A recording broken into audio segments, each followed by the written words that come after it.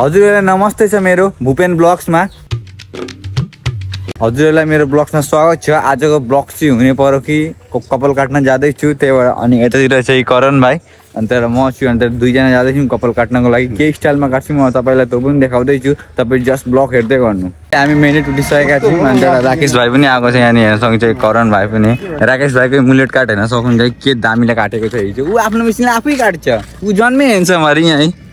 हेर्नु कस्तो दामी देखिन्छ हेर्न सक्नुहुन्छ है, पुरा यस्तो दामी छ, पुरा खतरनाक छ। अब हामी कपाल करण भाइ कसरी कपाल काट्छ पुरा आर्मी काटिङ काट्छु भनेको छ, अब त्यो देखाउँदैछु। हामी कपाल काट्न आइपुगिसकेका छौँ अनि अभिषेक भाइ दाडी मिलाइरहेको छ अनि तर करण कपाल काटिरहेको छ। करणलाई यहाँ काटो, म चाहिँ उता भिन्नै जग्गामा काट्नु पर्यो कपाल, त्यही भएर अनि करण भाइ यस्तो काटिरहेछ।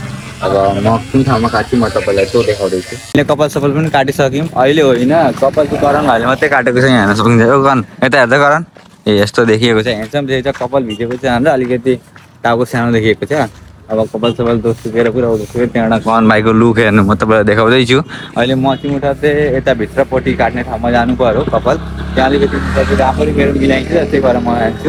यतातिर चाहिँ हाम्रो सेन्टर अब चाराली भन्छौँ हामी यसलाई। त्यहाँबाट म जहाँ कपाल काट्छु अब त्यहाँ पुगेर म तपाईँलाई देखाउँदैछु मेरो कस्तो हेयर कट हुन्छ, हेर्दै गर्नु। कपाल काट्न आइसकेका छौँ अनि यो दाले हामीलाई कपाल काटिन्छ। कुछ बोल्दैन कुछ बोल्दैन तँ कुछ बोल्दैन। त्यहाँबाट अब यहाँ बसेर अब कपाल सपाल काटिन्छ, के हेयर कट हुन्छ तपाईँलाई त्यो पनि म देखाउँदैछु, तपाईँ जस्ट हेर्दै गर्नु।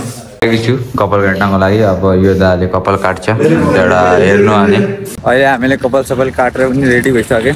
मेरो हेयर कट यस्तो चाहिँ देख्नु होला, हेयर कट यस्तै छ। मतलब कपाल लामो थिएन त्यही भएर अन्त एउटा करणको चाहिँ यस्तो चाहिँ, करणको कपाल अहिले सुकेर हेर्नु कस्तो राम्रो देख्नु नि करणलाई।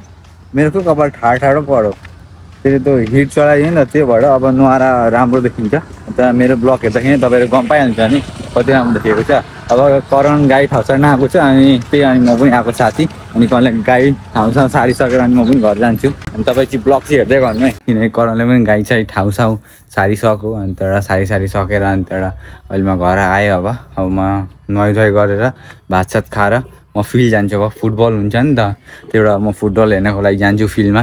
अनि म तपाईँहरूलाई पनि देखाउँछु, तपाईँ जस्ट मेरो ब्लगमा चाहिँ हेरिराख्नु मेरो ब्लग। मैले भातसात खाएर एकदम रेडी, नुहाइ सहित गरेर सब रेडी, लुगासुगा पनि लगाएर रेडी फुटबल हेर्न। म तपाईँलाई फुटबल पनि देखाउँछु अनि सँगै म सिनेमेटिक रिल पनि म सुट गर्न जाँदैछु त। अनि त्यही भएर अब फुटबलमा मान्छे आएकोसँग कि छैन थाहा छैन, अब 2 बजिसक्यो आयो म तपाईँलाई देखाउँछु, तपाईँ हेर्दै गर्नु। फिल्ड त आइपुगिसकेको छु लेकिन कोही पनि मान्छे आएको यहाँ छन्, हेर्न सक्नुहुन्छ है, कोही आएकै छैन फुटबल खेल्नको लागि। अहिले आउँछ 3-4 बजीतिर आउँछन् करिब, यहीँमा धेरै छिटो आयो नि त, त्यही भएर अब म सिनेमेटिक भिडियो बनाउनु जाँदैछु। तपाईँहरू अनि हेर्दै गर्नु सिनेमेटिक भिडियो कसरी लिएर जान्छ, बुझ्नुभयो नि। देखाउन सकिनँ भने पनि नराम्रो नपाउनु, किनकि त्यहाँको म भ्यूहरू देखाउँछु तपाईँहरूलाई, तपाईँहरू भ्यू हेर्दै गर्नु। म स्कुटीमा उठिसकेको छु, सागर भाइलाई लिन आएको थिएँ अनि त्यहाँबाट भिडियो सिनेमेटिक सुट गर्नको लागि। अनि म सिनेमेटिक सुट चाहिँ कहाँ गर्छु भन्दाखेरि एयरपोर्ट एउटा मतलब ब्रिज छ, त्यहाँबाट एयरपोर्ट देखिन्छ, अन्त ब्रिजको तल मतलब भ्यू राम्रो छ, त्यहाँनिर गर्छु। म तपाईँलाई भ्यू देखाउँछु, तपाईँले चिन्ता नगर्नु, जस्ट मेरो ब्लग हेर्दै गर्नु। अहिले म सिनेमेटिक सुट गर्ने ठाउँमा आइसकेको छु, सिनेमेटिक रिल सुट गर्ने ठाउँमा। अनि त्यहाँबाट यतातिर छ एयरपोर्ट, तपाईँलाई मैले भनेको त्यही एयरपोर्टको भए ठाउँमा भनेर यहाँ हेर्न सक्नुहुन्छ एयरपोर्ट। अहिले 2 बजी आएको थियो तर मतलब आएर पनि गइसक्यो, किनकि 2:25 भइसक्यो नि त, त्यही भएर आएर पनि गइसक्यो। अन्त यतातिर चाहिँ मतलब जलाइरहेका छन् मतलब पथार अनि सब्जी खेती गर्नको लागि। अन्त हामी रिल सुट गर्छौँ भन्दा यसको यो मतलब यो ब्रिजको तल बुझ्नु भयो नि, ब्रिजको तल मतलब रिल सुट गर्छौँ। रिल सुट गरेर तपाईँहरूलाई देखाउन सक्दिनँ, लेकिन के छ मेरो जति हेर्नुहुन्छ भने मेरो मतलब इन्स्टाग्राममा गएर अधिकारी 064 छ मेरो च्यानलको नाम, मतलब इन्स्टा आइडी युजर नेम, त्यहाँ गएर हेर्न सक्नुहुन्छ। अब तपाईँहरू हेर्दै गर्नु तलको अनि भ्यूहरू पनि देखाउँछु। हामी यहाँले सिनेमेटिक भिडियो बनाउने ठाउँमा आइसकेका छौँ, यहाँ हेर्न सक्नुहुन्छ भ्यू यस्तो छ। यहाँ चाहिँ हेर्न सक्नुहुन्छ है ब्रिजको तल मुठा चाहिँ मैले भिडियो सिडियो सब सुट गरिसकेको छु। तपाईँले हेर्न मात्रै बाँकी छ, तपाईँहरू कहाँ हुनुहुन्छ मेरो भिडियो हेर्नु गएर अधिकारी 064 मा गएर तपाईँहरू भिडियो लाइक कमेन्ट गर्नु, तपाईँको सपोर्टमा चाहिएको छ। हेर्न सक्नुहुन्छ भ्यू यस्तो छ। अब हामी घर जान लागेका, बुझ्नुभयो नि।